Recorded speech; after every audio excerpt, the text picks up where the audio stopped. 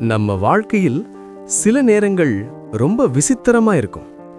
எல்லாம் சரியா போகுது போல தோணும், ஆனா மனசுக்குள்ள ஏதோ ஒரு வெறுமை. அந்த நேரத்துல தான் நம்ம மனசு தானா சிவனை நினைக்கும். ஆனா ஒரு கேள்வி உங்களுக்கு வந்திருக்கா? ஏன் சிவனை காலை இல்ல மாலை நேரத்துல தான் பிரதோஷம் என்று விசேஷமாக வழிபடுறோம்? இதுக்கு பின்னாடி இருக்கிற ரகசியம் தெரிஞ்சா உங்களோட பார்வையே மாறிடும்.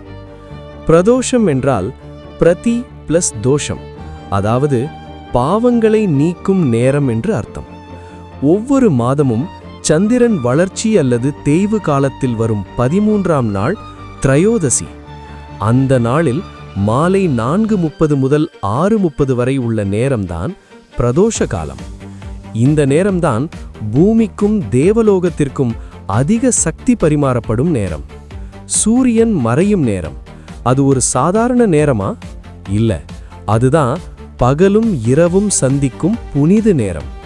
அந்த நேரத்துல தான் பிரபஞ்ச சக்திகள் அமைதியாகும், மனித மனமும் அதிக உணர்வு பூர்வமாக இருக்கும்.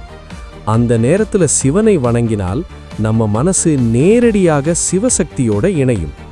புராணங்கள்ல சொல்றாங்க, பிரதோஷ நேரத்துல சிவபெருமான் நந்தி தேவரின் மேல் ஏறி உலகத்தையும் சுற்றி வருவார். அந்த நேரத்துல தான் மனிதர்கள் செய்யும் பாவங்களும் பிரார்த்தனைகளும் சிவனுக்கு நேரடியாக சேரும். அதனால்தான் நந்தியை முதலில் வணங்கி பிறகு சிவனை வணங்குறோம்.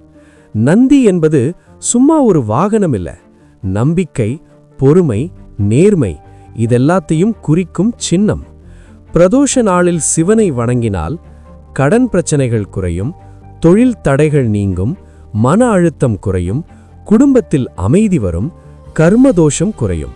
முக்கியமா வாழ்க்கையில் எதுவுமே சரியா போகல என்று நினைக்கிறவர்களுக்கு பிரதோஷ வழிபாடு ஒரு புதிய தொடக்கம். சிவன் பணம் கேட்க மாட்டார், சிவன் ஆடம்பரம் விரும்ப மாட்டார்.